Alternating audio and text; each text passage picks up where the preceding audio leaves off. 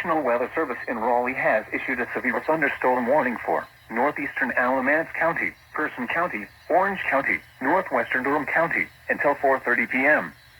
At 3:27 p.m., a severe thunderstorm was located near Hillsborough, moving northeast at 40 miles per hour. Hazard, 60 miles per hour wind gusts. Source, radar indicated. Impact, expect damage to roof, siding, and trees. Locations impacted include Durham, Chapel Hill, Burlington, Graham, Roxborough, Hillsborough, Carborough, Mebane, Rougemont, and Concord.